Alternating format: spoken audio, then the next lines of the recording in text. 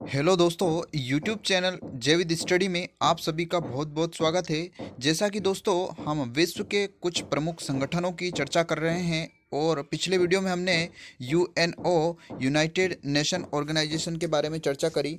इसी सीरीज में आज हम एक और महत्वपूर्ण संगठन अर्थात यूनेस्को के बारे में चर्चा करेंगे। ये जो संगठन है दोस्तों बहुत ही इम्पोर्टेंट संगठन है। यूनेस्को जो संगठन है यहाँ से प्रश्न विभिन्न प्रतियोगी परीक्षाओं में पूछा गया है। और दोस्तों ये जो दौर चल रहा है ये परीक्षाओं का दौर है, तो आप बिल्कुल बिल्कुल अच्छे से अपनी तैयारी करिए, क्योंकि आपको अगर अपने सपनों को हासिल करना है तो आपको बातों से नहीं दोस्तों रातों से लड़ना पड़ेगा।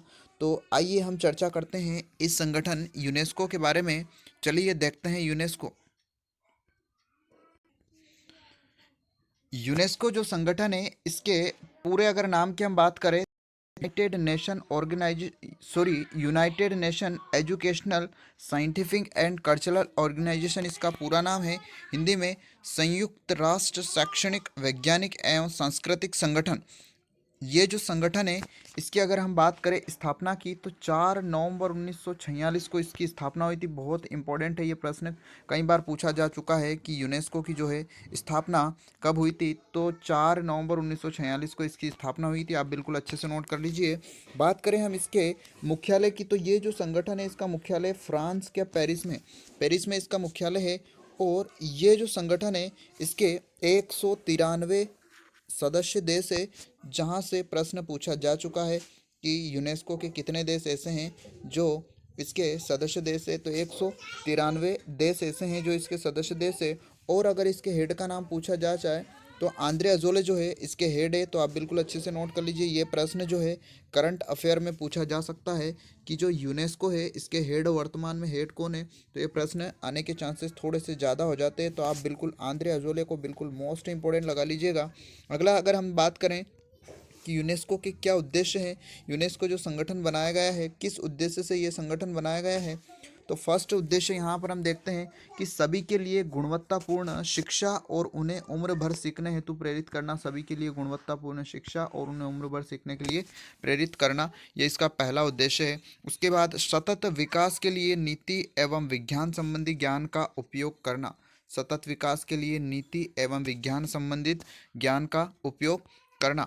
अगला है उभरती सामाजिक एवं नैतिक चुनौतियों को संबोधित करना। जो भी निरंतर सामने हमारे सामाजिक कुछ चुनौतियाँ आती है या फिर सामाजिक जो नैतिक नीतियाँ है उनका प्रचार प्रसार करना और उन्हें संबोधित करना भी इसका उद्देश्य। अगला देखते हैं कि सांस्कृतिक विविधता यानी विभिन्न प्रकार की जो संस्कृतियाँ है उनमें परस्पर संवाद और शांति की प्रवृत्ति को प्रोत्साहित करना, कि जितनी भी संस्कृतियाँ है आपस में उनमें संवाद बनाए रखना, उनमें तालमेल बनाए रखना एवं उन शांति के लिए प्रेरित करना। विश्व के प्राथमिकता वाले क्षेत्रों जैसे अफ्रीका एवं लैंगिक समानता पर ध्यान देना, मतलब ऐसे देश जहां पर आर्थिक रूप से जो पिछड़े हैं, सामाजिक रूप से पिछड़े हैं, ऐसे क्षेत्रों में लैंगिक समानता पर ध्यान केंद्रित करना। तो ये हो गया हमारा यूनेस्को। तो आप बिल्कुल अच्छे से इसको नोट कर लीजिए। यूनेस्को एक बार पुनः हम बात कर लेते हैं शॉर्ट में। United Nation Educational Scientific and Cultural Organisation इसका फुल फॉर्म है। हिंदी में संयुक्त राष्ट्र शैक्षणिक वैज्ञानिक एवं सामाजिक संगठन। स्थापना की बात करें तो 4 नवंबर 1946 को इसकी स्थापना हुई थी। मुख्यालय इसका फ्रांस पेरिस में है। इसके सदस्य 193 देश और हेड है आंद्रे अजोले। तो ये प्रमुख कुछ महत्वपूर्ण तथ्य थे यूनेस्को के बारे में।